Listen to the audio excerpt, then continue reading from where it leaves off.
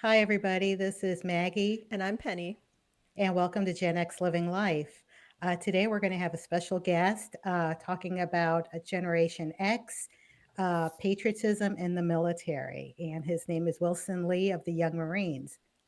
Yeah, and Wilson Lee actually grew up with us. We've been in the same class, since second grade or something, and I think Hmm. Wilson, you and I were in school till through junior high. You went to a different high Through school. junior high. Yeah, and we lived in the same neighborhood. We were just a Mhm. block apart, and yeah. So, and I'm so happy that you're here. And you can talk about your experience, and you're such a great person to talk to. So we're really glad you're here. Well, you guys set the bar really high. I hope I could get this body over it. Yeah, Wow, all good. I'll do my best.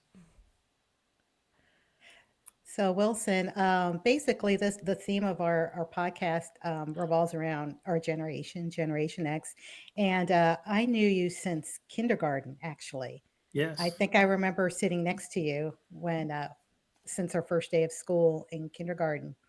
Wow. And I think it was Mrs. Greenberg's class.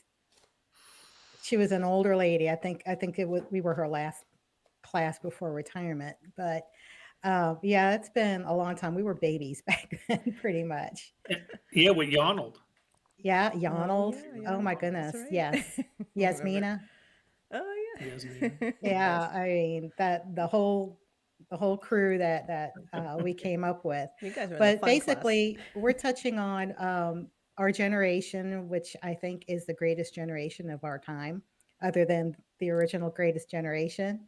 Um, Hmm. but we're basically children of baby boomers for some, and the greatest generation, and the silent generation for others. And how Generation X in the 80s and 90s, how did they become so patriotic, particularly since some segments of the boomers have were anti-establishment in the 60s and 70s. So why do you think we were so patriotic?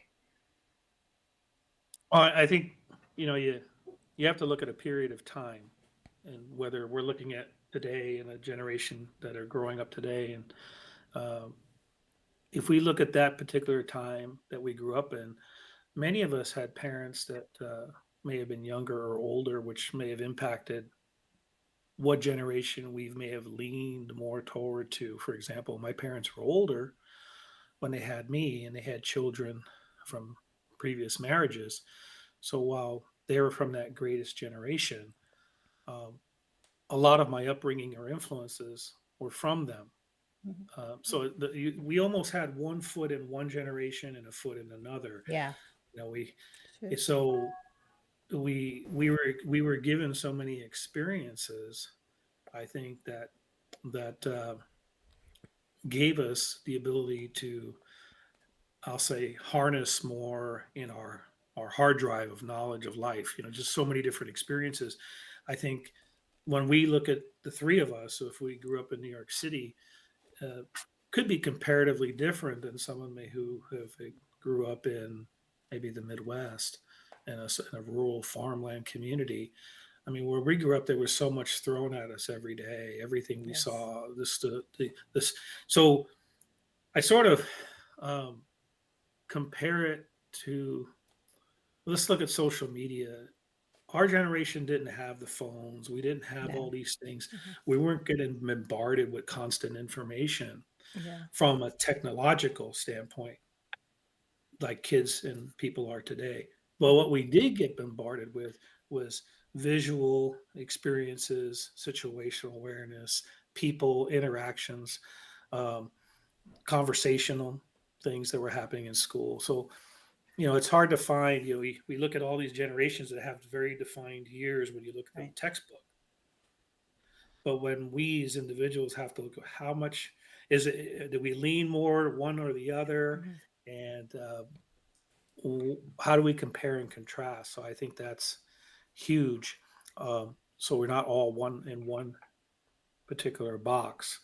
So for us, we're three of us coming from uh, an experience from living in a large metropolitan area, but as all of us, even the three of us, we've all moved on and experienced different things. Right. So I think that is, I'm blessed.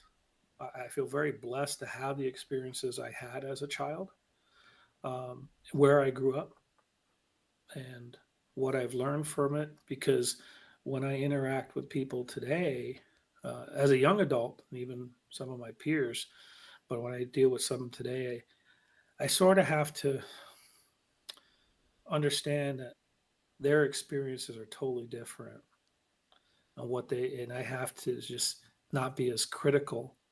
And they're Don't be so very much judgy, into judgy, right? technology. Yeah, I don't want to judge. Yeah, I don't want to, because everybody still brings something to the table. So I Hmm. says some generations look at, oh, ours is the greatest, and we're better than this, and Hmm. whether this one Yeah. or that.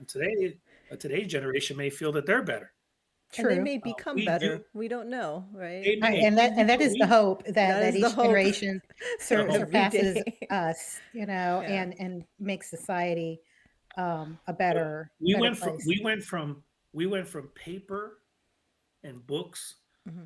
to Atari to Commodore VIC-20 to a Yeah. TRS-80 to a Packard Bell to a Yeah. laptop to where we're at today, with everything powered into a And now phone. it's in a cloud, this cloud that we can't see. You know? This cloud, right?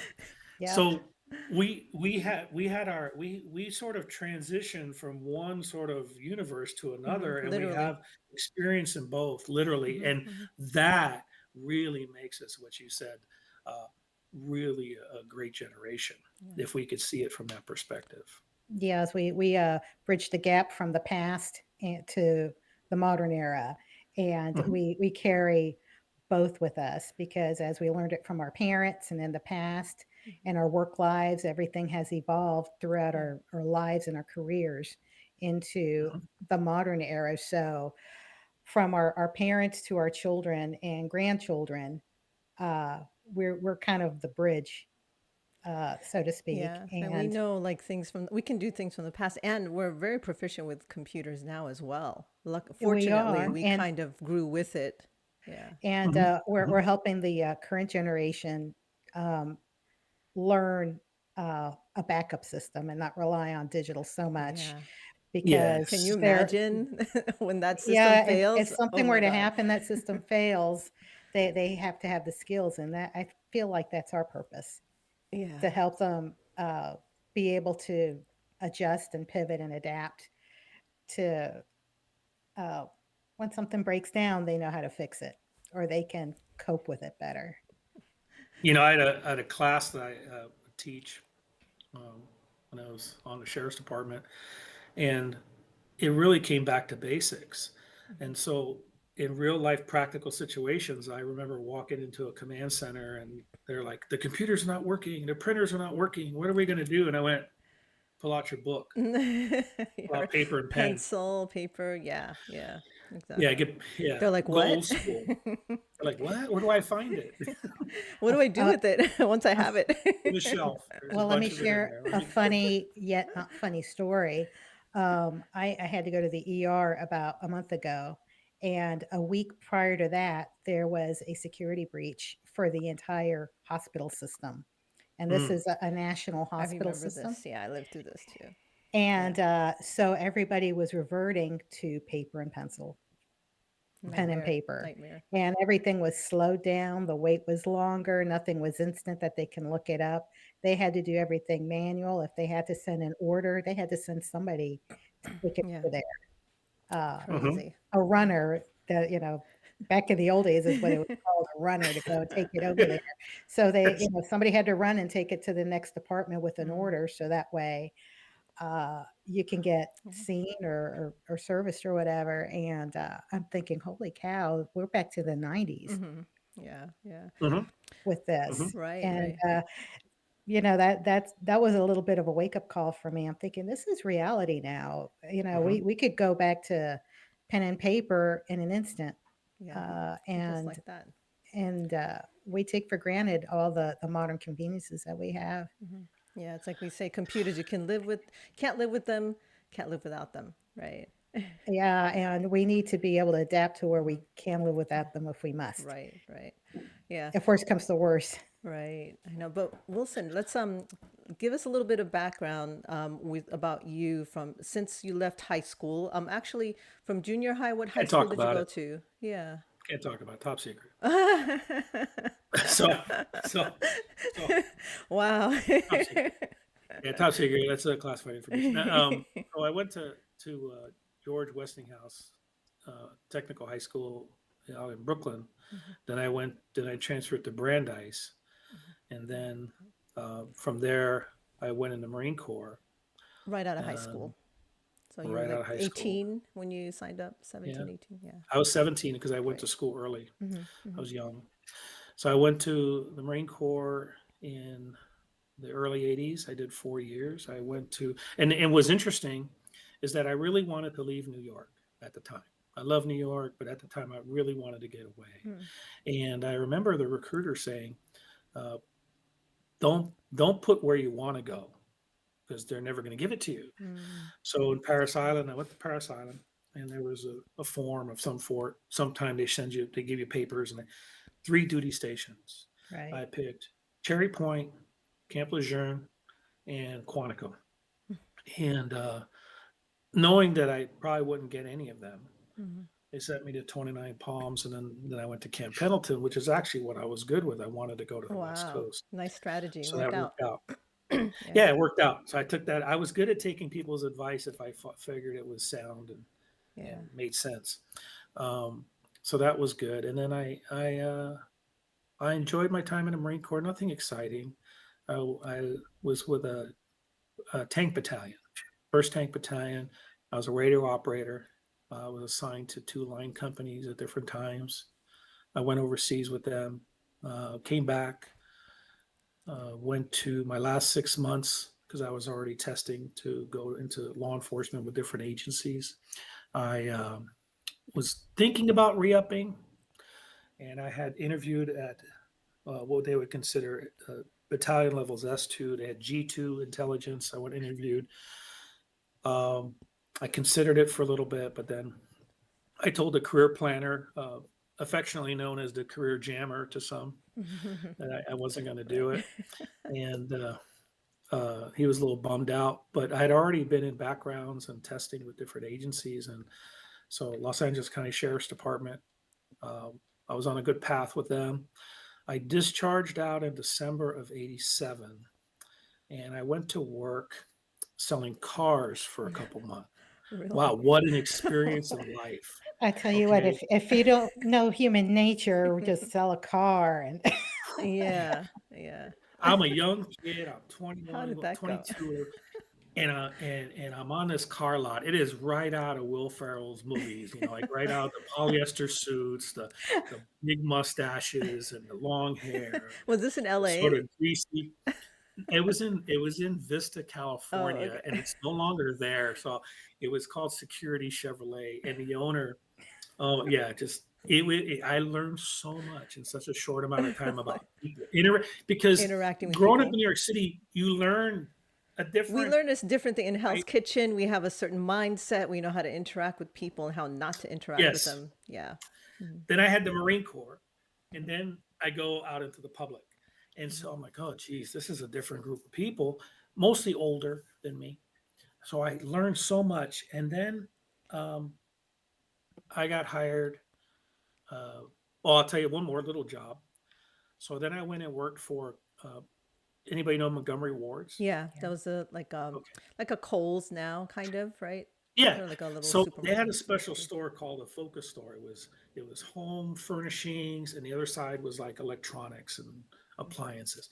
I worked on the home furnishing side. So I go in, I walk in, I get hired, and I was selling furniture. Man, that was really cool compared to cars. Cars, Furniture was a yeah. guess. Yeah. So Excuse me. people come in, they want to buy furniture, life is great.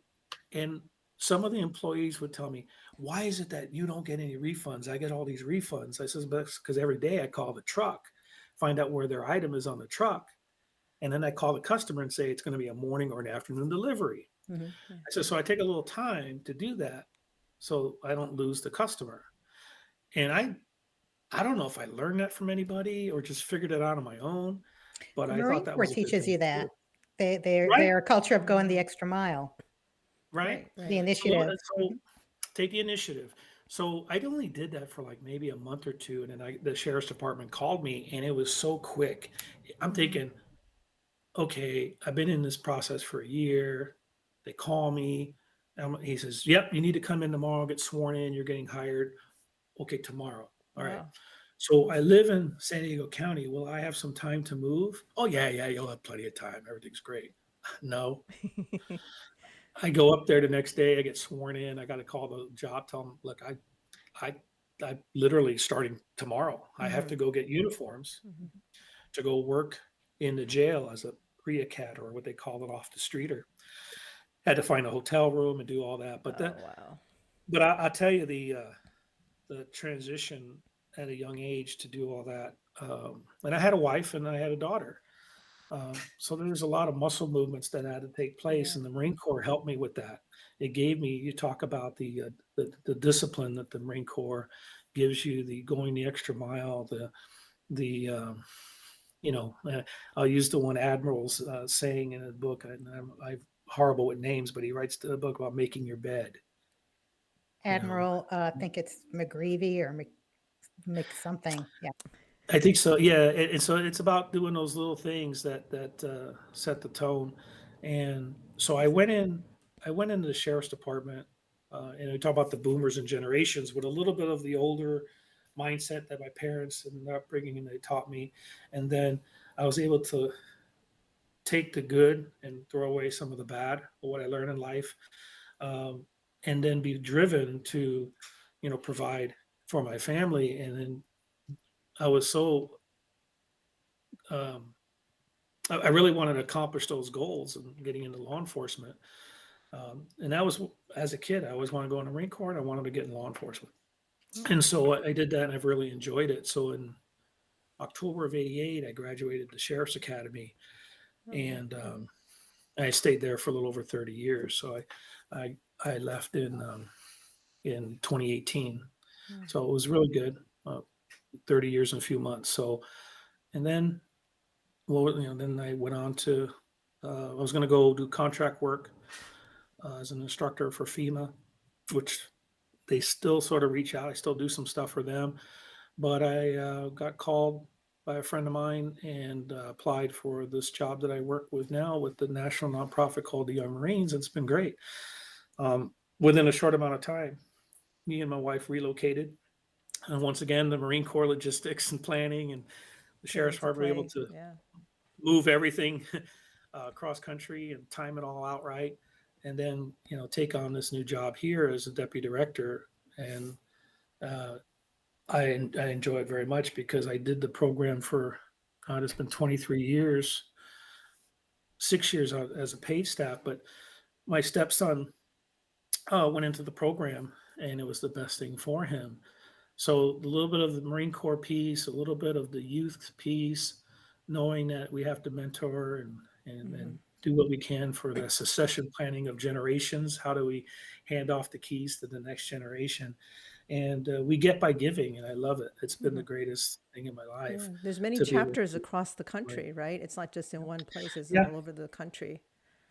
So it's when all over the country. We yeah. have units all over. Yeah, when you started, how much did it grow since the time you started? Well, it ebbs and tides. I mean, I came into the Young Marine organization.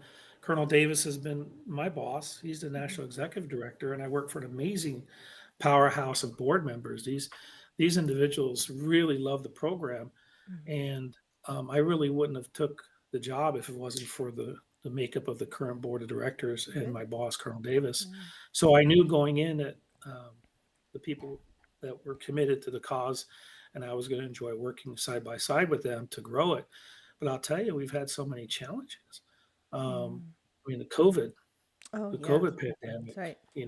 hit so many, and I remember the day. It was March 11th, 21. I get a text and a phone call from another youth organization. It says basically they're going to shut down. And I looked at Colonel Davis and said, "We ain't shutting down. It's not what Marines Mm, do." really? Um, We're going to Right. keep going, Mm-hmm. and we're going to allow the units to make those decisions based on their local laws, ordinances, requirements, and things. And I'll tell you, by doing so, that was amazing because you talk about generations. We have a larger segment of volunteers that fall in the Gen X, some still in the Interesting. boomers that have been giving for a lot of years. Wow. Um, and so they did not want to stop. They were finding creative ways to engage the youth, whether it's through online platforms for training, Mm-hmm. drive-by inspections. Young Marine would come out of the house, car would drive by, do a Mm-hmm. physical inspection. I mean, there was a uh, lot of creative things, wow. That and is That creative thinking. creative. Yeah, really. right? So that kept the blood pumping, That's and great. then Yeah. we went through a period. We received congressional funds, and for a couple years, so on the backside of the COVID, we lost some of our federal funding, which impacted us a lot. But we're able to pivot and adjust and work to resecure the funding. Um, and so congressional funding for 24 has been secured, and we're pretty close to secure in 25. So us and the Sea Cadets are like brothers and sisters. We work very close with the Mm-hmm. cadet program. But for the young Marines on the national level, um, our our mission is really about a healthy drug-free lifestyle, and then civics and discipline and teamwork and getting kids to be engaged. But we start at the age of 8. That's good. Okay. So That's a good age to start. Yeah, instead of waiting till 18, you know. yes, Yeah. yeah, we start early. So when I spoke this morning to a larger an audience of Marine Corps leaguers here in West Virginia at their division conference, which encompasses North Carolina, Maryland, Virginia, and West Virginia, the there's 4 of them in the room that are involved with some of our units, but most of the Marine Corps leaguers in there know the program because they are the founding organization of the Young Marines back in 1959. But you look across the room and you see boomers, Gen Xers, and a sprinkled of a Gen Y. What is That's the nice. is it Gen Y? You Gen see a Y is sprinkle, but millennials. Yeah. the Thank you. millennials, right? Yeah. Yes. So you get this, and I'll tell you from some data that I've read about the the, the people who from our generation and the boomers, when they volunteer for an organization, a lot of times they will spend a large segment of their time with one, maybe two. They'll give 80% to this one, let's say the Young Marines, and 20% to the Red Cross. As the generations have evolved and where we are today, it's not uncommon. It's not a blanket brush, but we see is younger, if they don't have that connection with, say, the Marine Corps to come into a program like ours, maybe their son or daughter's in it. We see micro volunteerism, or we see volunteers doing many things for a short amount of time. I want to go Habitat for Humanity and build a house. Okay, I'm done with that project. I want to go volunteer for whatever. And they'll move around. So volunteer organizations, whether they're for youth or adults, are always competing for that volunteer and to train and retain them to try to keep them as long as possible and somewhat selfishly within their organization. And I think for many of the nonprofits that I partner with, some of them in the Marine Corps, that we talk about the Marine Corps Coordinating Council and some of the non-federal entities, we see that challenge and we try to address it by allowing more of an open discussion about leveraging our partnerships together.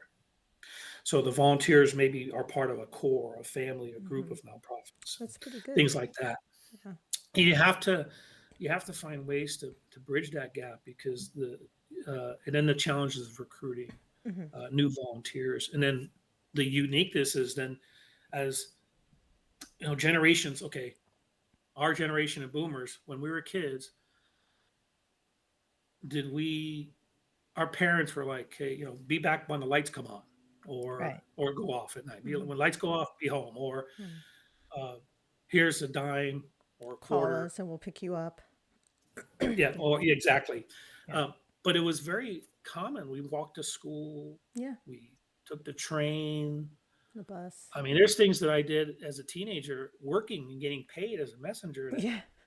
no 15-year-old's going to do Right. today. Right. No. Mm-hmm. Yeah. You know, they Or give me many a package parents, and say, "Hey, jump on the Amtrak to Connecticut." I'm like, Mm-hmm. "Okay." many parents wouldn't even allow that today. Yeah.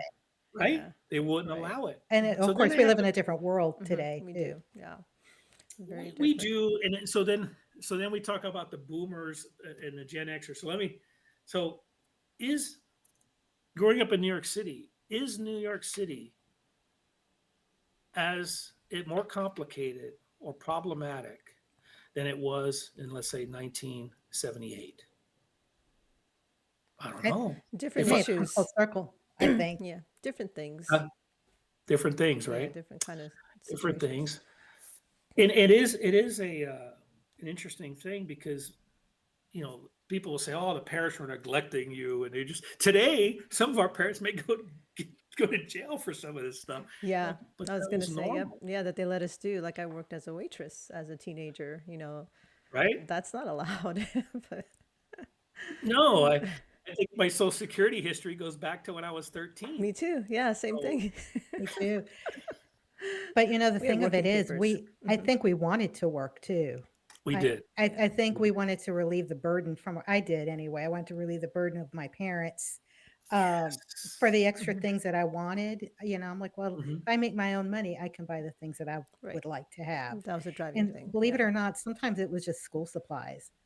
My mom would just buy two pencils, a notebook, and a backpack, and that was it. And so I'm like, well, we need these other things.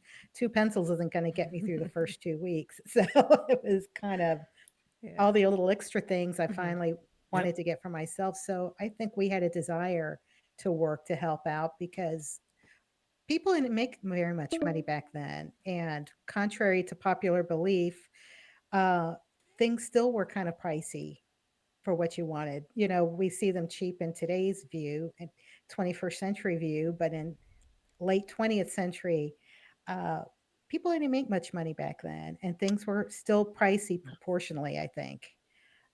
So we got the bare minimum, and if we wanted more, we had to earn the money to get more. So we had some drive because we had some desires that we wanted to fulfill. And I think somehow our parents' work ethic spilled into us as Yeah. well, That's true. and ambition. So Wilson, the young Marines, how does that differentiate between the JROTCs that are in high schools and the scouting, which now I think they dismantled the Boy Scouts and now just made it Scouts, Hmm. so they can include girls in And there and not uh, girls. Yeah. co-ed, Co-ed. Yeah. so to speak. Right. So I'll tell you one of the things that we talk about in our program in in our office is one of the best things we ever did as an organization was allow females, into the Young Marine program in 1975. Um, we saw definitely a need to do that. That predates me by far. I was just a child. That helped. That helped a lot. So the difference is, we're boys and girls 8 through high school, so 8 years old to the completion of high school. The junior ROTC programs are a Title 10 program, and they start at the high school age. And there's also legal requirements that restrict an organization from being a recruiting tool for the military, which we are not. Granted, yes, we do have kids that go into service just through the mere process of being in that connection, but it's not part of our mission at all. So the scouting has the Scouting USA, I believe it's called now, or something to that effect, and you still have Girl Scouts. They're huge, and they've been around a very long time, and their Oh yeah. history is ingrained in the communities. Um, the junior ROTC programs are limited by numbers and how many they could have. I'm not sure the exact number, but each branch has a certain ceiling that they could have within the high school. That's a shared partnership between the district and the Marine Corps in paying for the program. The Young Marines, as well as Sea Cadets, and I have to plug them too because they're a great organization. They start, I believe, at 12. Is that we are community based program. So we start in the community. We have individuals that want Marines or volunteers that come up and say, "Hey, I want to start a unit," and we help give them the rudder guide from headquarters, and we help three or more volunteers charter a unit and then work with them on a business plan to promote it within the communities of which they serve. So the social economics for a community could be different from, a town in the middle of Pennsylvania in comparison to San Diego. So those are all different. How does that unit benefit their community? How they can network with partners and businesses and other veteran service organizations, and then communicate with families and schools and other youth components to say, hey, we're in your neighborhood. We are one of many resources that you as a parent can engage your son or daughter into to keep them involved and engage. So that is the big difference. We are a community-based run organization. Our headquarters we provide the rudder guide, and each unit, while they like a franchise, they have their policies, procedures, and they run within our limits, and we mentor and train them. They have a unit commander at a unit has a lot of creative license and ability to work to best suit their needs Hmm. locally. Depending on So where it they makes it, are, their yeah, geographic area, things like that. correct. Got it. Very much so, Hmm. and that gives a lot of flexibility Hmm. for it. But we bring the kids together, and it's so you have kids that are from single parents. They don't have any brothers or sisters, or maybe they do. But when they come together, whether it's a 15-year-old recruit and an 8-year-old recruit, it doesn't take long for the two of them in the group to become family, and we've Hmm. seen that. We we have a lot of data, a lot of connectivity, where uh, the kids themselves are talking about the program. Our alumni talks about the program, the the experiences that they share by traveling to different locations and parts of the country, and what they see and learn, and how we bring kids to engage in civic engagement and go to Capitol Hill and meet with their representatives and do public affairs and go to all the leadership schools. So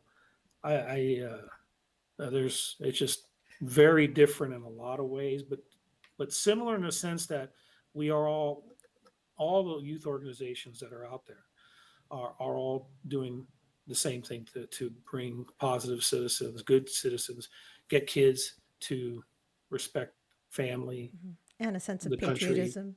Right. Yes, as we start to Instill that. talk about Yeah. patriotism, which I Hmm. can go on, and how that's such a valuable thing, and it's so still core to our nation, Yes. and a lot of good stuff. I love it. It's when I today I had a young Marine speak to the group. Now I'm a bag of wind. I can get up there and talk, but when I stop and say I want to introduce you to young Marine Sergeant Major Lance, and let him talk about his experience to the group, priceless. It is priceless. Because he's sharing from the heart what he's seen, what he's done, what he's learned since the age of 7. Because he's sort of was a tag along before he became a young Mm. Marine, and that right there, I mean, literally brought tears to my eyes because That's great. I remember the impact it had on my son. It was Mm. amazing. Great. If anybody Yeah, wants to know more about the Young Marines, how can they find you all? it's really easy. They can go to youngmarines.org or youngmarines.com. Um, there is a unit locator. They can click on it. They could find a unit near them. It gives them the contact information. They could reach out to us at headquarters through our 800 number, 717-0060. We will help anyone that calls us on how to get a son or a daughter into the program or how to start a unit, well, what the Young Marines is and what it is not. Sometimes it doesn't fit. So we also have resources to provide parents other alternatives that they may be able to send their son or daughter to. And it could be scouting, it could be Sea Cadets, it could be Civil Air Patrol cadet program, things of that nature too. Oh, that's great. There's no problem in sharing other sources. Hmm. Hmm. Oh, Great. that's great. Yeah, if Thank they you. don't fit in with you guys, then they'll just say, "Oh, this is a better fit for you." And yeah, you don't just Maybe. take everybody. Yeah, that's great. Yeah. I mean, we do STEM, we do aviation stuff, we do, Marine Corps has a little bit of everything, and we also incorporate a lot of it into cyber, and so there are a lot of and fun activities. I think sometimes people forget that the kids should be children; they should have some They fun, should have fun. Yeah. That's and right. we have a lot of fun. So I think that's sometimes lost in the narrative. Hmm. They think it's all regimented, and you're going to do this, and you're going to march, and you're going to drill, and you're going to PT, and Hmm. yeah, but It's a they small have fun. part of it, right? That's just a small part. Yeah, Yeah. it's a small part of it.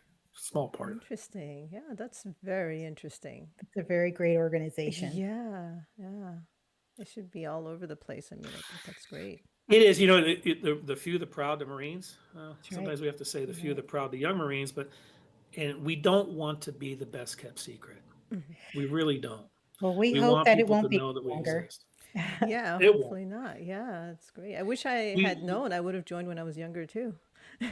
so would I. Right? Had I known. I honestly too, if I'd have known, I would have joined up in a heartbeat. Mm.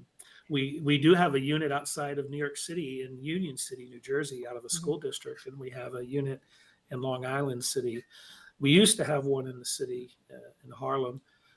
They're not there anymore, but it changes. I mean, we have 3 units in Washington D.C. in the inner Mm. city. Huge, amazing the amount of work they do in community service.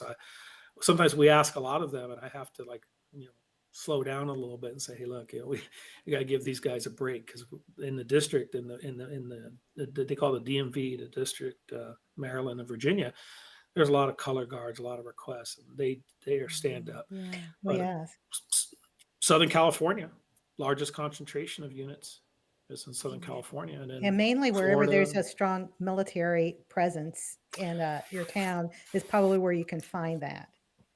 Correct. There's very few. I think Camp Lejeune is the only one that doesn't have a unit at the moment, but every Marine Corps base has a young Marine connected or on it. Mhm. Uh, Quantico, for example, is on the base. Mm. Camp Pendleton has a couple, Right. Mm. Miramar, and things like that. So interesting. Wow. Love it. So that way they can Yeah, train good stuff. alongside once in a while the military counterparts as well, visit the Yes, bases and get a sense of what the life in the military is like as well, which is what the very much so. JROTC helped, because I was in the JROTC Hmm. in high Hmm. school. And so we had opportunities to go to the local base. We went to Paris Island and spent a weekend there. So we had an opportunity on what life would be like in the military as well. And that really, that was a way to weed out who really wanted a military and who didn't, to see the reality of it too, Mm. as Separates the well. men from the Very much so. boys and the girls from the women. Yeah. Sure. Yeah, you weed out somebody, you get to realize that it's not all fun and games, Mm. and there is a lot of work that goes into it. But I think overall, I very few people. I mean, I think when I was in the Marine Corps, at the moment, I could look back and say probably wasn't overly excited. Just doing my thing and waiting and what's next, and get up at wee dark 30 and stay till it's Yeah. dark at night, and then I didn't have workers hours. It wasn't where my unit didn't have women, so I didn't see female Marines at all. um, I saw female Marines when I went to Mainside, and then I was a duty NCO a few months before I got out, and then that's the only real engagement I saw with female Marines. I mean, at the time, it was you're in a combat arms unit. It's just Oh yeah, you all don't see guys. them. Yeah, it's all No, guys. and now it's fully integrated to the most part. You got women doing amazing things, and women in the infantry, fighter pilots, you name it. So I'll have to say I've met some amazing women in the Marine Corps, or that are Sergeant Major Manis. She's on our board. She was the first Sergeant Major at the Marine Corps Recruit Depot, San Diego, female Sergeant Major, and amazing lady. Mhm. We talk about the uniform changes in the Marine Corps for women, and I'd ask her questions about it. And not too long ago, with the covers. So you remember the cover you had was different.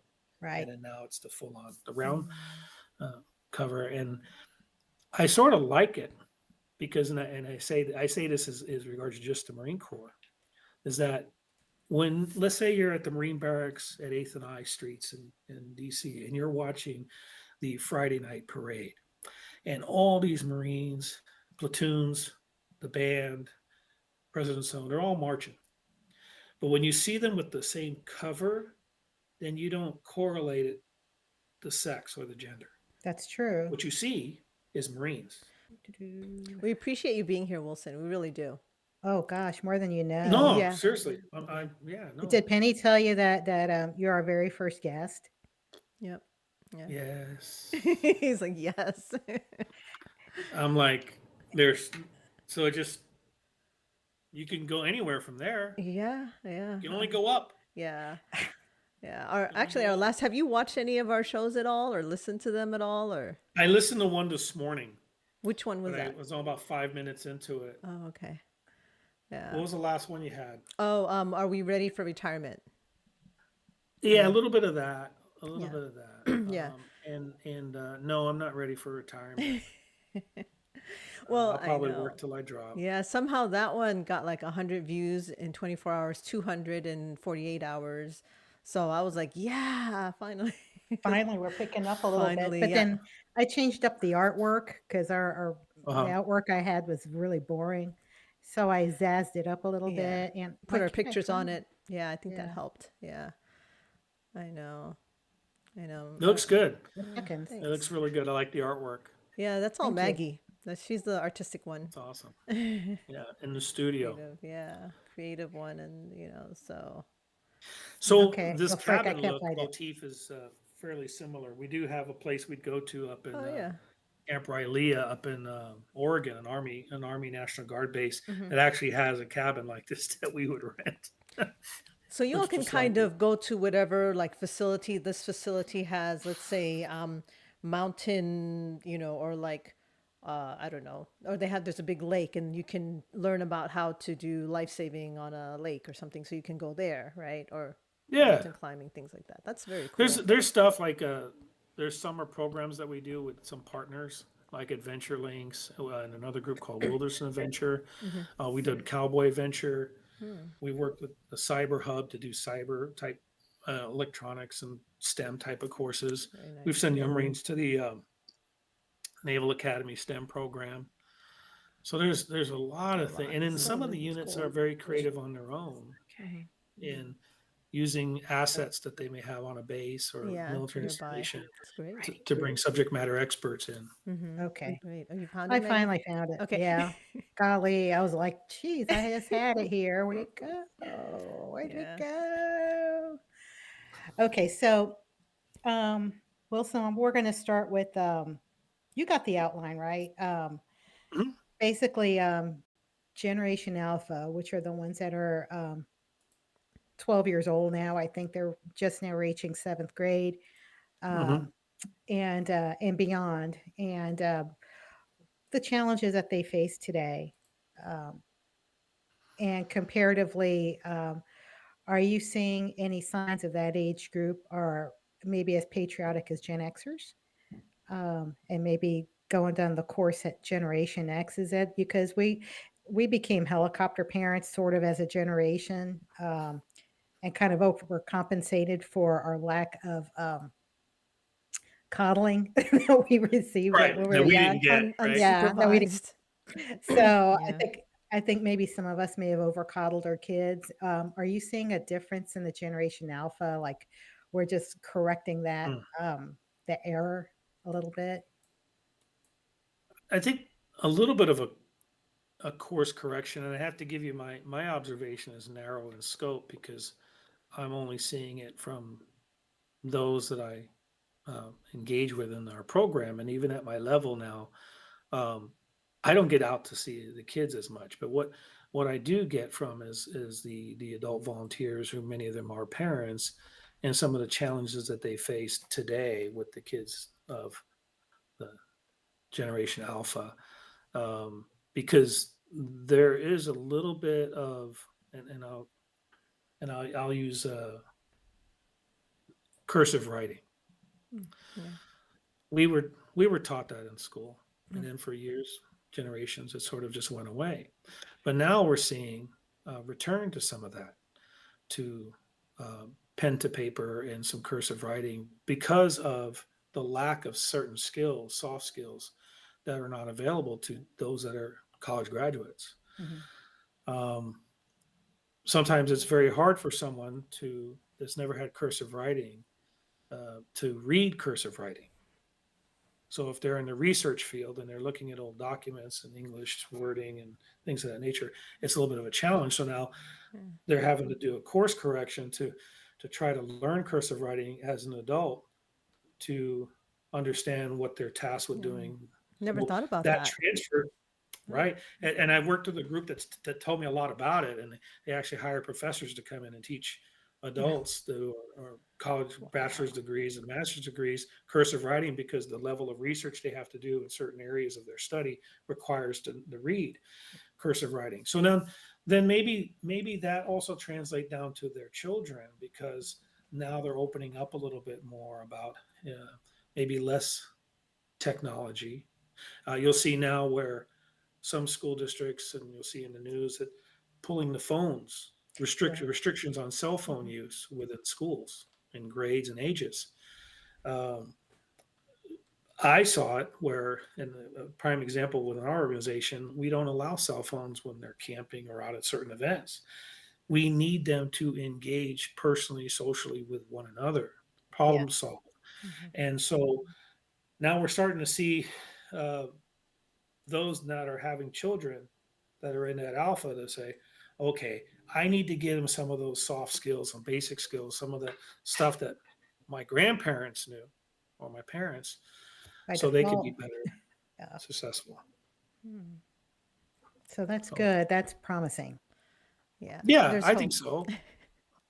Yeah, no, I think every generation looks at the next one's there's no hope for them. They're never going to amount to anything. And then you get in that generation, and you look, that next generation.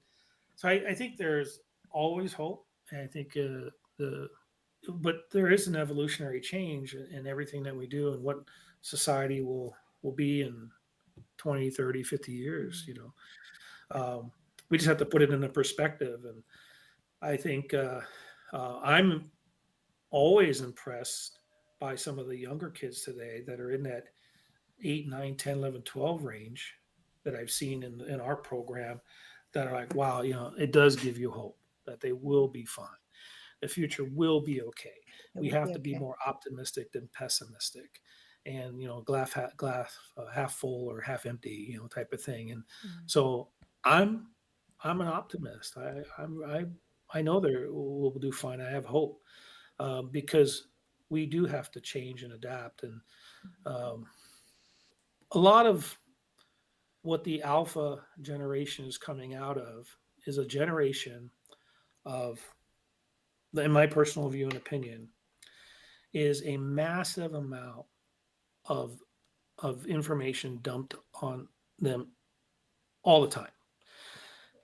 So us, when we talk about we could bridge the gap from one to another, and it still might be hard, but I know I could put the cell phone down and turn it off. And when someone says, Mhm. "Hey, I sent you an email. Hey, I sent you a text. Why don't you just pick up the phone and call me?" Yeah. And I think people are starting to learn how to do that again. Pick up the phone and call me, and teaching that to their children, which is so important uh, for their ability to Yeah. socialize. Or Because FaceTime. They can FaceTime. yeah, you can FaceTime. Mhm. Don't get Even on a better. call and hyperface. Just show me. Yeah. Yeah, you see Let's the have some. ceiling when you're talking to them, right? You want to see their face. So I do have hope, and I think and I'll give you an example. My granddaughter, um, they had an iPad for her or something. And, oh yeah, here's her pad, and I'm like, I don't need that. She's gonna read books. And the other day when I was out there in Arizona, um, we sat down. She's just turned 3 years old, and I says, we're gonna go back to the basics. We're gonna watch Snow White, Cinderella, Pinocchio, all the old Disney Cute. movies. Yeah. Yeah. and talk about colors and writing and the alphabet and the it's just I don't need the computer thing in front of her face to teach her, and we have to. And I do see young adults in my neighborhood who have children doing exactly that more, Mhm. which I like. Okay, cool, this is That's good. good. I have an educator next to me. She's a teacher, and there's several younger kids as well as some college age kids, and you could see this. Yeah, there is hope. There I is hope. started Some of my staff are ready. I've started seeing kids because I hadn't seen it in a long, long time. Kids starting to play outside again in the Yes. neighborhood, Mhm. bouncing the basketball, hoop in front of their house, getting Hmm. around in little packs, riding bicycle. It's kind of coming full circle a little Hmm. bit. I've Oh, seen the kids in my neighborhood on skateboards, on a bicycle, doing the basketball. yeah. Um, I mean, we grew up as kids, and it was very common. If the weather was good, we went out and played. Because back when we were at the era that we were raising our kids, there was organized activities. You took them to soccer, you took them to a bowling Mhm. league or little league. It was all organized, not free play. Mhm. That was really non-existent. As having free play. That was either a play date. Everything was organized to keep it Yeah. safe, to keep for safety reasons or whatever. But I'm noticing more and more kids being out there and doing free play. Mhm. Yeah. Yeah, I've noticed that myself, so that's a good thing. It It is a really good is. sign. I know back in New York, we used to run around in the streets and dodge cars, all the time. And that was fun. Two of them I didn't dodge; they actually Oh, hit yeah, me. that's right. You Yeah, had a broken leg. I remember. that's That's not right. fun. Yeah, no, I had a couple. Yeah, that's I got hit by right. a police car too, and those poor guys felt bad. I wanted to be. I was like, I'm okay. Let me go. They're like, no, no, no, we got to take you home. I'm like, no, let me just go. I'm fine. Yeah, I And remember. That's but right. yeah, no, it's Good all times. relative. Good times. I talk about The good the old days. generation that's having children. Some are Hmm. delaying their having children. They're Hmm. slow, maybe to it. A lot of reasons why. A lot of reasons. Yeah. And that's you know a difference. I wanted to have a family, and today they're like, pause and wait. But anyway, the amount of data, and I'll say literally, that adults today, the young adults, had to experience or currently experience is very overwhelming. And I used a couple examples in the past. I says, and I don't want to go down this route, but it does interact regarding the news and what we see and what we absorb. Remember, for us in our generation, when we were young, there was the Iran hostage crisis. Hmm. Yeah. Yeah. Okay, and that generated a news segment after 11:30 at night, and we had 2, 4, 7, maybe 11. There was 30 minutes of news. At 11:30 the news was over, and it was who knows what's on TV, and you went to bed.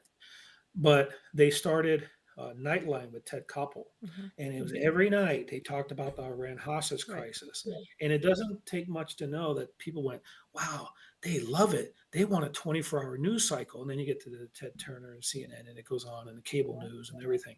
So we evolved into this 24-hour news cycle, and then with the advent of technology, whether it's a computer or now phones, we are getting so much a data dump of information, news, News as it things happens. Yeah. constantly, right? Hmm. And what do you see? You see, mostly a lot of negative stuff. You're not seeing human interest stories for the most part. Those are on Sunday mornings.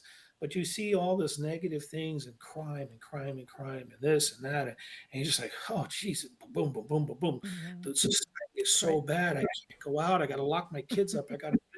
No, no, you don't. It is, and that's why I brought in the beginning is Yeah. 1978 as different as it is today. If we were to, and I'm not a statistic person, somewhere out there it's out there, but is the level of crime and population comparative today? What's the reality of differences?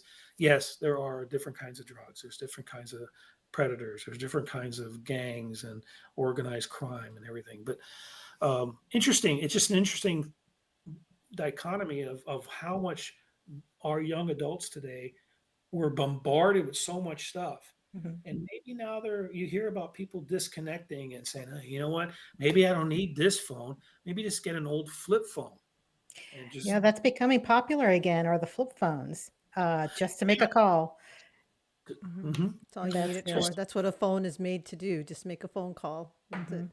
I yeah. was telling Penny, I think it was maybe a couple weeks ago, my mom used to buy at the thrift stores these old Reader's Digests, and I came across one Okay. from 1981, and you would pick up and you'd see all the headlines, energy crisis, Iran, all of that. You would think you were reading about stuff happening today, and it was all those problems we had 40 years ago, 45 years ago, 50 years ago. They're the same problems.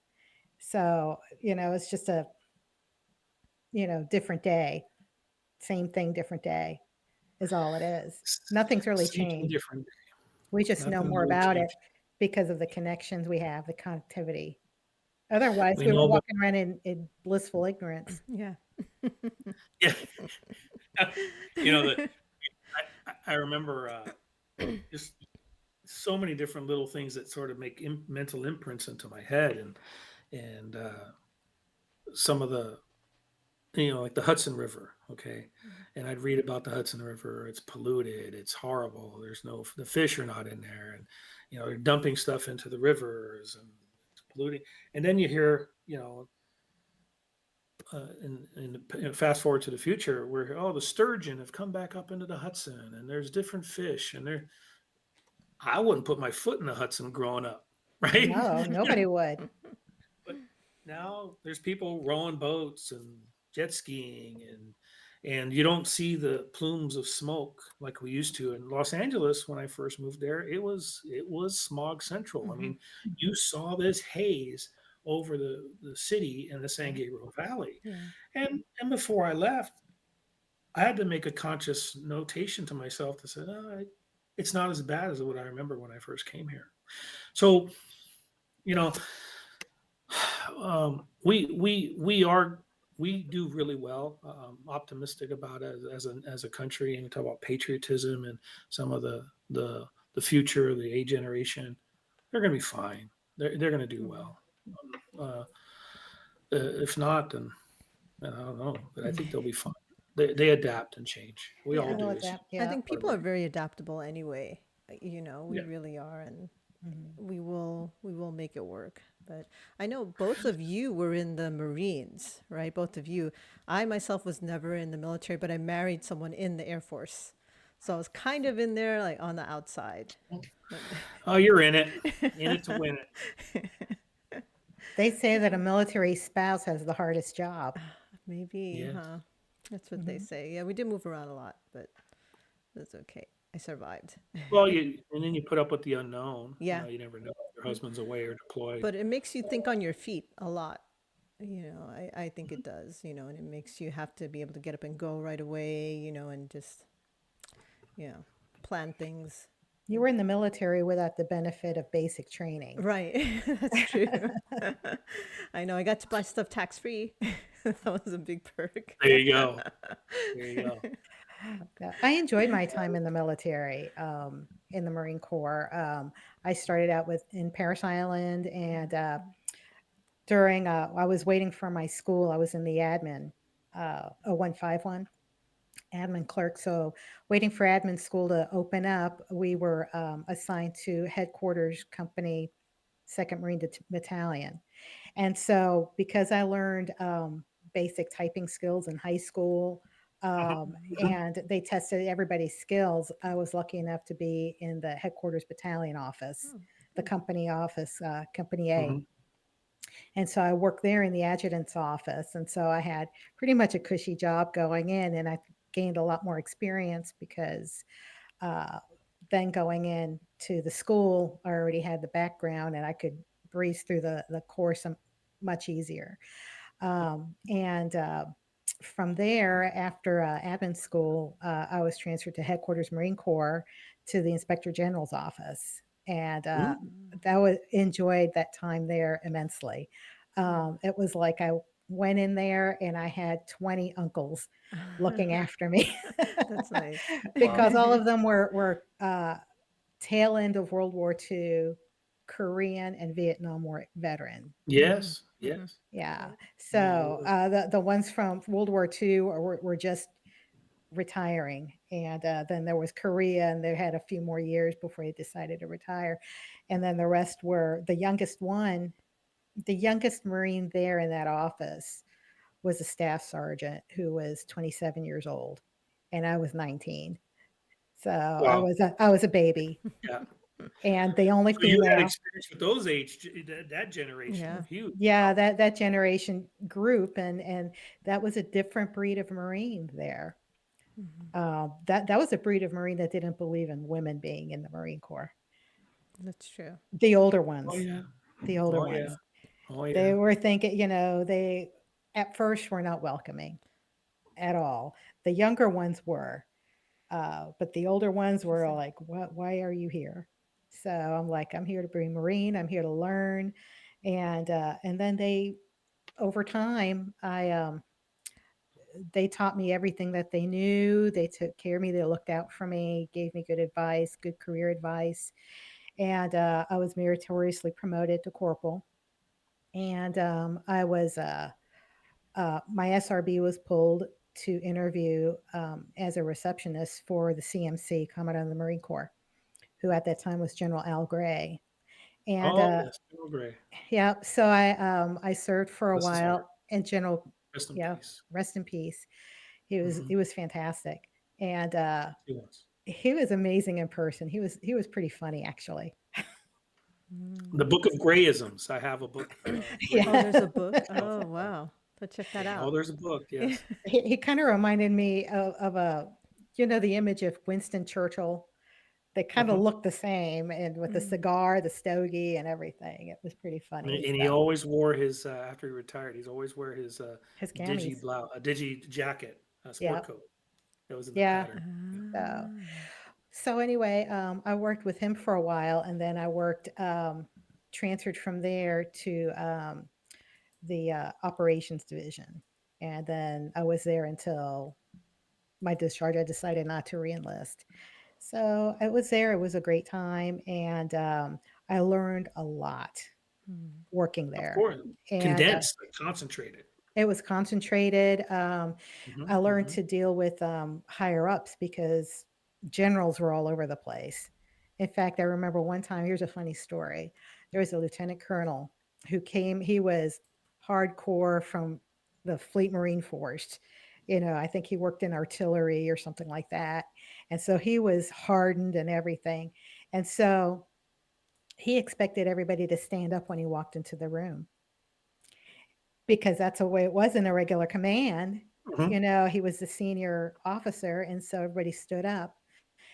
And so, of course, my uh, my admin officer, Major Strickland, he just sat back and watched me because he approached me. He just went for the low hanging fruit and approached Wow. the little WM and Uh-huh. says, "Is like, why didn't you stand up when I walked into the room, And what did you sir?" say? This is what it was. I said, "Sir, we have general officers, and we are limited to only standing up when a general officer comes in, other than the colonel that's just under him, Hmm. the assistant IG. Hmm. Otherwise, we would be on our feet all day." Nice. Nice. And What then did he here say? was Major Strickland, Yep. like good answer, because he was Good a answer. Yeah. jerk. Oh, Oh, nice. hope you don't. Any of his friends don't I hear know, this. right? Well, he doesn't Oh, know who okay. it is unless he remembers that incident. But That's right. I think he knew. I think he knew it too. He was like And, one of those kinds of people. He had never met someone from New York in Hell's Kitchen before, so Oh, he was no. from New you're York. right. You He talk was about. Italian. He was a big I've ass never. Italian too, and he was incredibly intimidating because he was big and he was like old and mean. I mean, when you're 20, anybody that's 30 and above is old.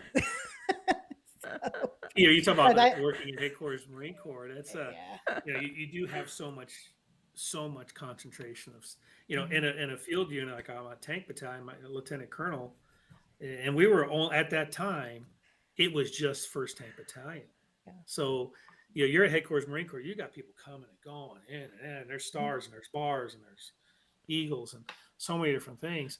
You Mhm. know, if we saw Commandant Gray when he first came on deck, he came to do a tour of the base, and when he came to First Tank Battalion, that was like that's the Commandant. Many there.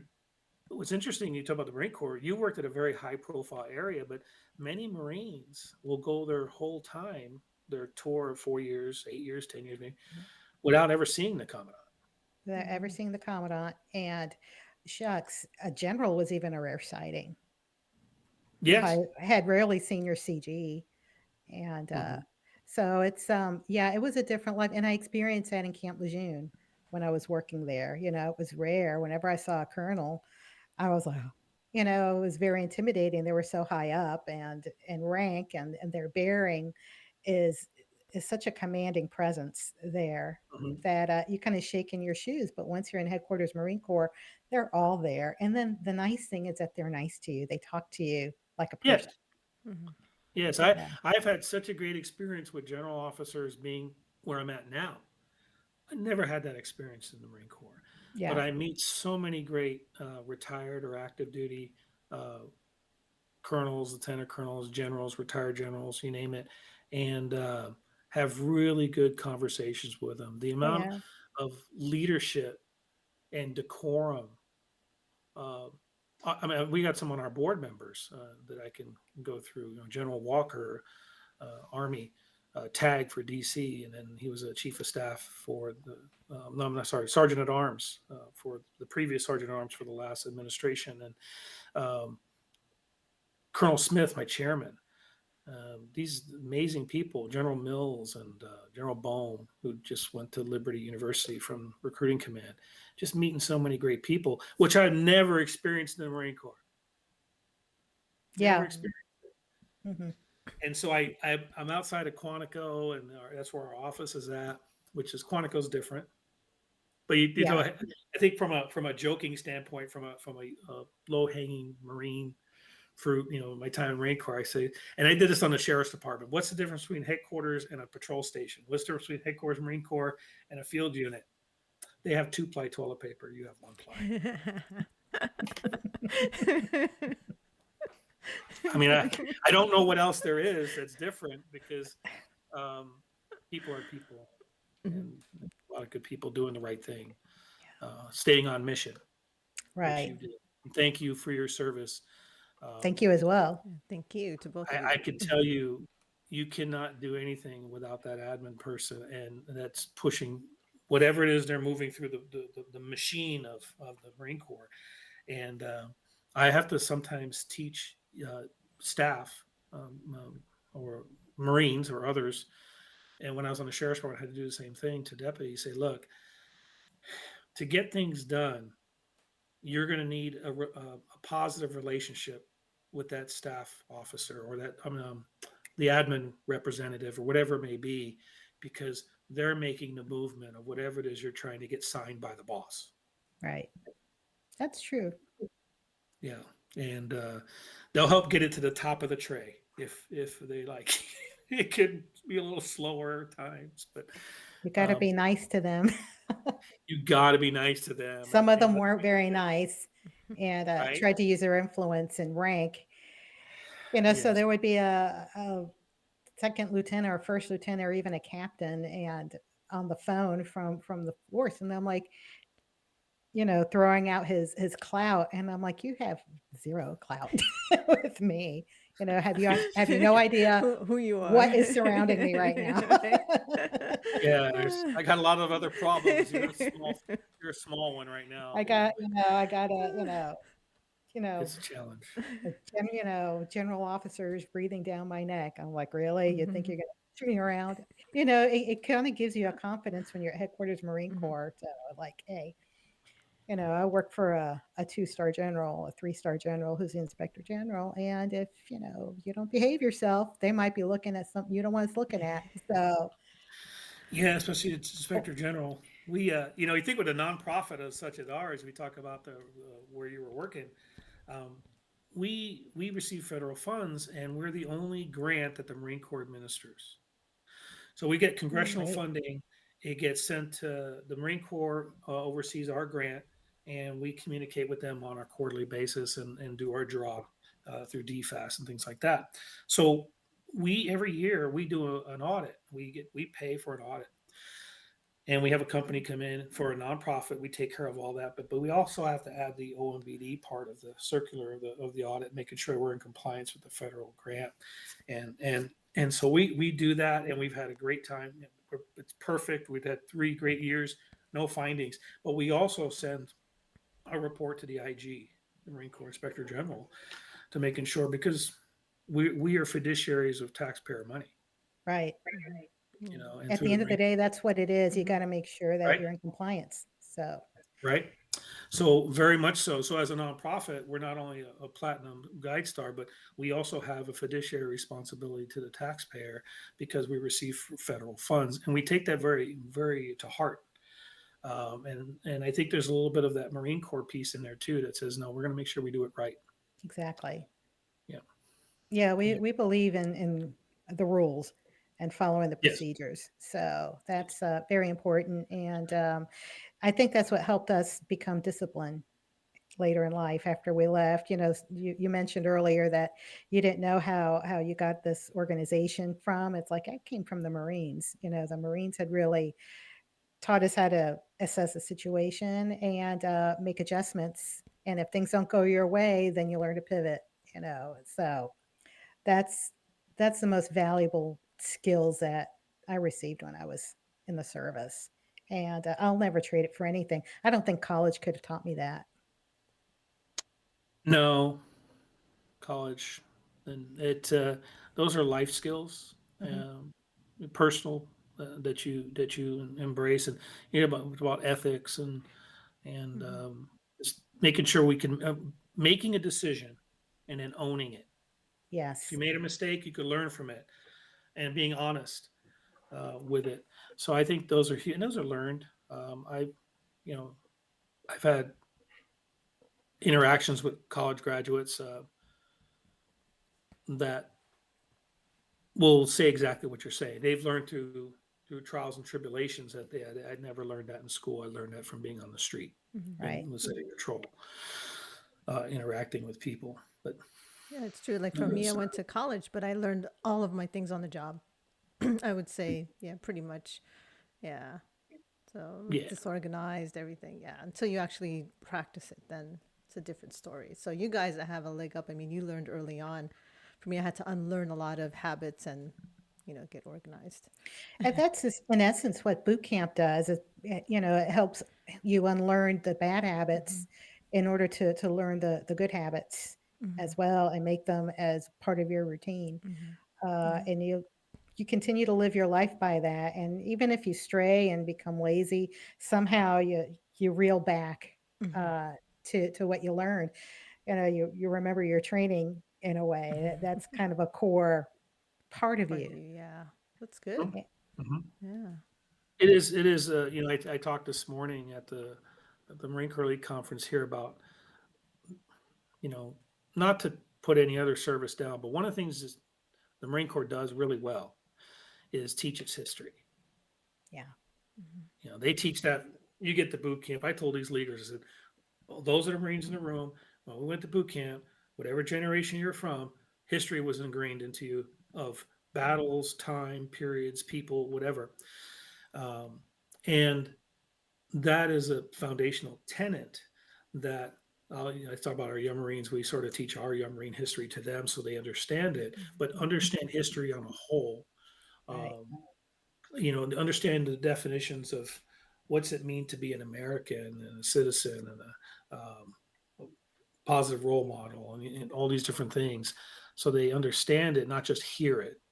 They could understand, Mm-hmm. feel Not what. just memorize the what happened, just understand exactly what happened. Yeah. Yeah, Yeah. just Just get the don't bigger repeat picture. after me, but know Mm-hmm. why and learn and inspire them to learn more. That's Open why the there are a book. lot of authors that are former military, and that they write a lot of history.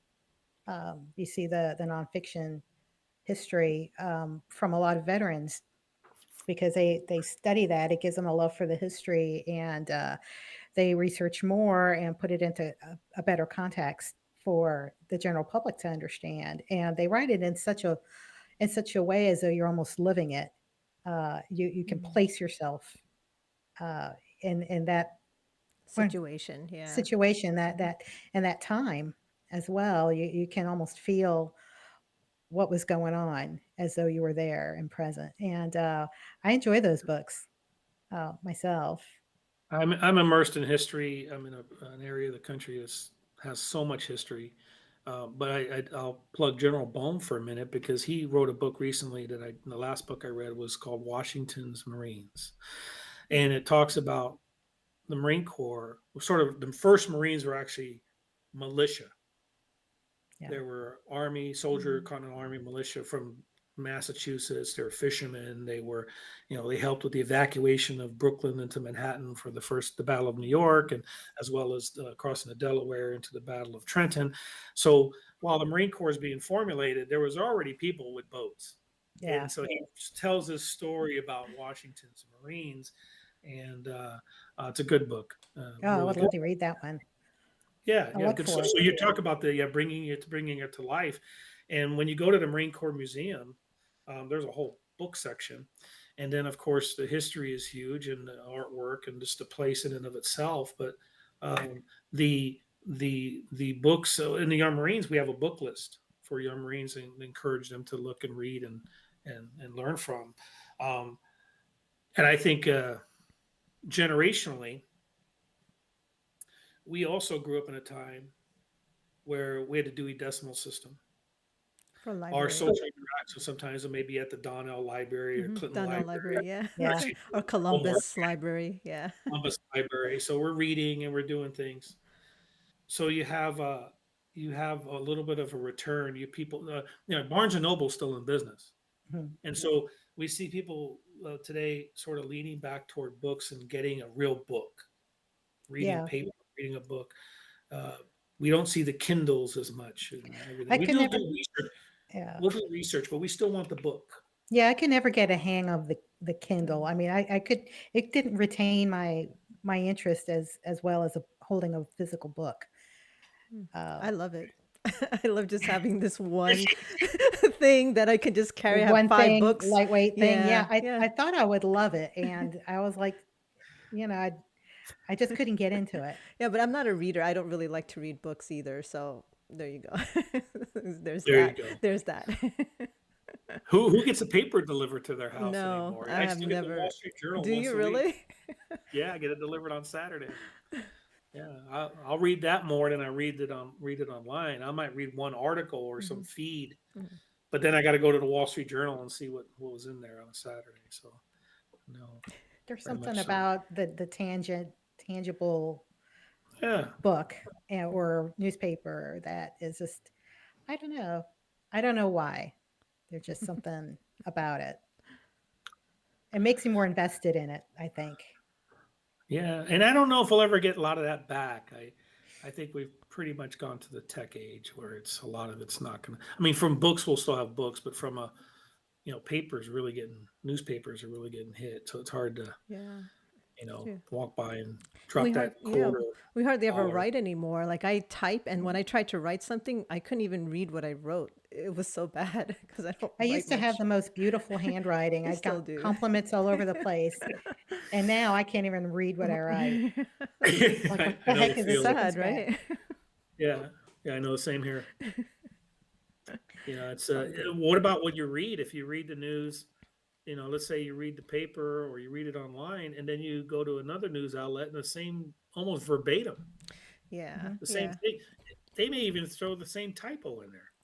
Yeah, there's a lot Yeah. of grammatical typos and errors. I'm like, who wrote like the title's supposed to be clickbait, I guess, but it just goes all wrong. I'm just like, wait, what? This doesn't make any Hmm. sense.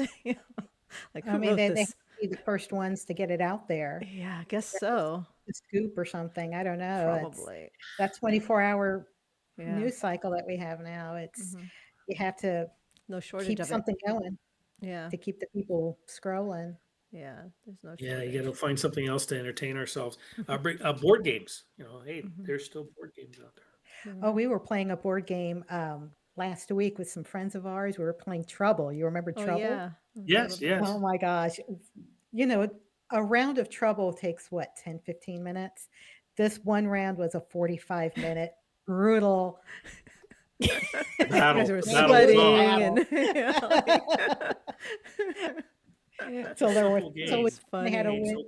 so So we complicated. finally had a winner, but we were just, some people were having all the luck and then getting back, and me, I was the last one to get out. And I think the first 20 minutes, I never got whatever it took to get me out of my spot to move on. So it was brutal, but it was so much fun. We had a lot of laughs There's a and lot of interacting, a lot of organic interacting back then. Now, my son plays video games with his friends online. They're in different places around the country, but they're all playing together on the same game.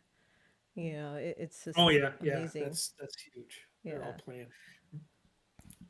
I think you had a question, or was we're talking about, um, or discuss the issue of the generations and the level of patriotism and service. yeah. Um, let me see where I can find that. Because I did have some notes.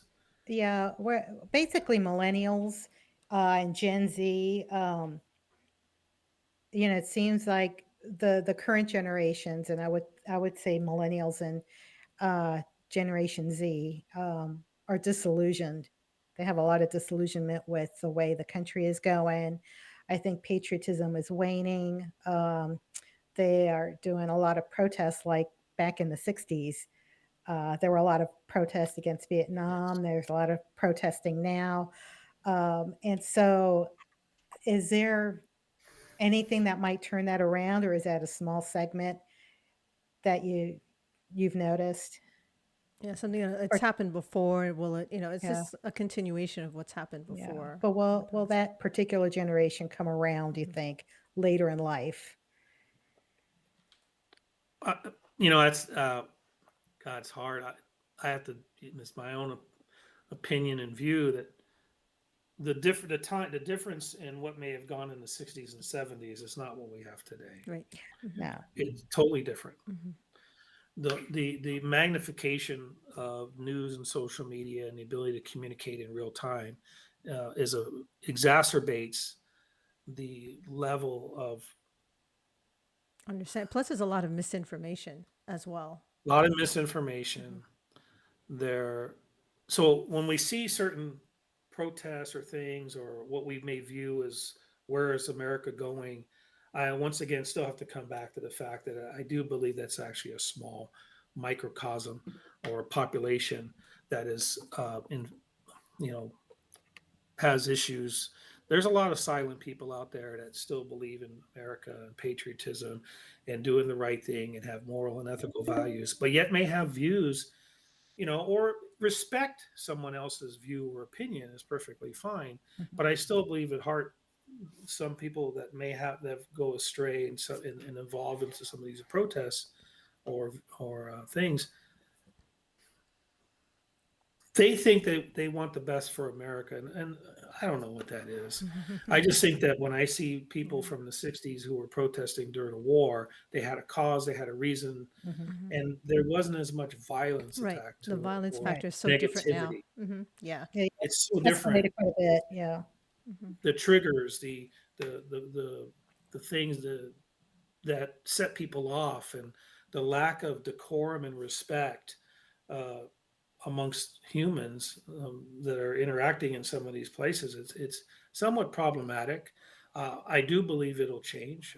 I do believe people will have an epiphany or a vision or a view, and maybe they may not want to come to terms with a particular stance they had, that maybe I shouldn't have done this or maybe I should have done it differently.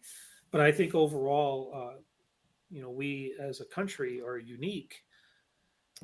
We're very unique in the world. And sometimes we forget how unique we really, really are. And I'll tell you this, my mother was French. She's came on a boat, came after the war. She comes to New York. She becomes an American. She was American. She was French, but she was American. She loved America. She loved our flag. She loved everything about our country, and she would die for it if she had to. The America is so unique that anybody in the world can come to America, whether legally or illegally through a border. Once they get here, you talk to some immigrants like, I want to be here because I want to be an American. I want to have the opportunities that America can offer me that I couldn't get maybe in the country that I came from. I cannot go, and none of us can. I can't go to another country, and even though they may give me some type of visa or citizenship, I can never claim to be them. Hmm. I Yeah. can't go to Germany and be Germany. I can't go to France and be French. I may be able to be a citizen of some sort or get a, but never truly Right. that nation's cultural uh, foundation. But anybody in the world that comes to America, Can be an American. you can be an American.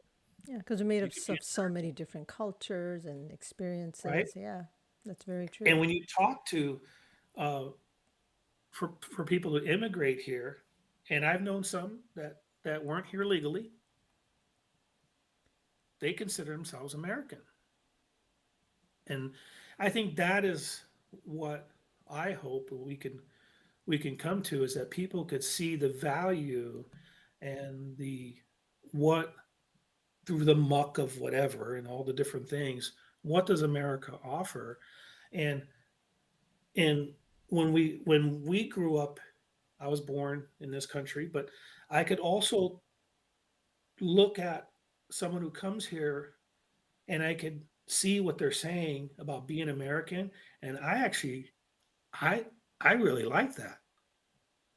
That someone can come here and say, I'm an American, I'm gonna get this job and I'm gonna work here, I wanna start my own business and I want to get to wherever it is. I want to raise my family. I want them to go to school. I want them to have that American dream.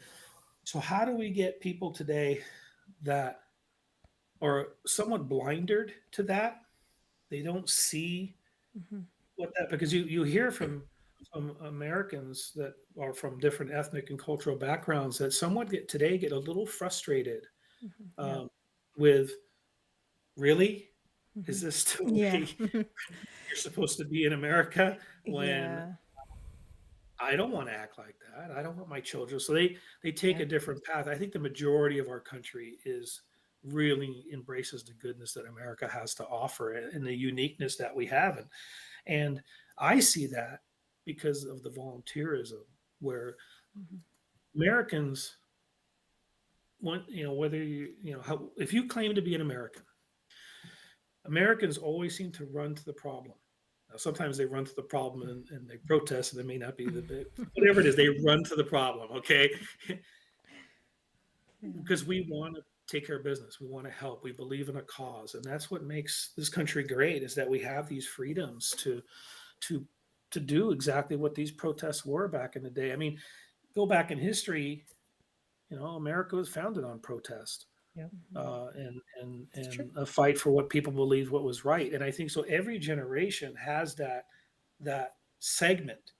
If you take the violence and you add respect uh, and understanding and having real communication and sit at the table, and instead of just taking your toys and running, how about we take our toys and share? Hmm. Yeah, And I that's think true. that's what we don't have today is we don't have people sitting there and saying, okay, well, I can't get everything. Well, maybe I can negotiate this, or we could work on this, and we Try to could be find more the common flexible. ground. Hmm. Fine, we're Yeah. losing that. Hmm. How do we get the people to get back to that? Yeah, kind of people are And just I like think me kind of thing. Like this is me, this is mine. This is for me. Yeah. you give me this or nothing. I Hmm. want it all. Yeah, it's Yeah. an all or nothing, and that zero sum game doesn't work. Hmm. It's got to be good for everyone. Yeah. Uh, we got to be able. We're living with each other. We got to be able to get along. Right. And right now, Because it that seems is, like we're not getting along very well. I think there's some of that. I think behind the scenes there's still a lot of goodness going on. Yeah. That's why I said, we see like the news and we see so much, but patriotism sometimes even the word itself is a trigger. Mhm. Oh, Yeah. Why? it shouldn't be.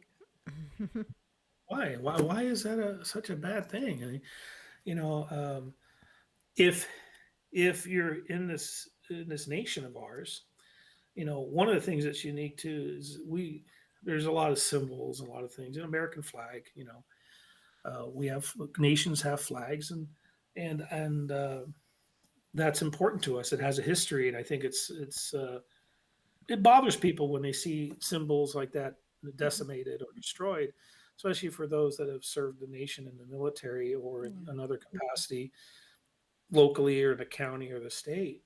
And people should be patriotic. People should be proud to be an American. Yeah, because I see so many people that are first generations that are so proud to be American, and they talk about it. I had one sitting in my living room saying he he came here as an anchor baby, a baby. He was a little baby. Mhm. He went to school and everything. I says, "Why don't you have any papers?" He goes, "I was a baby. They brought me here. I'm illegal." And I says, "But do you consider yourself American?" He goes, "Well, hell yeah. If I can get the opportunity to get my papers, I'll do it tomorrow." So, well, there's got to be a way. Mhm. There's got to So be a way. I Yeah. agree.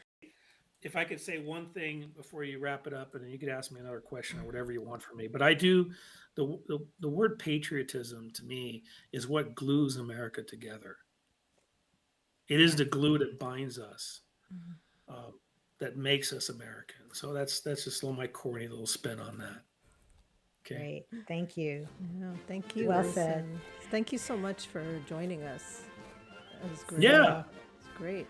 Let's do it well, we again. want to thank our guest, Wilson Lee, and we're going to sign off for now. Take care. We'll see you next time. Thank you Bye. so much. All right. Don't be Bye. strangers. Bye, everybody.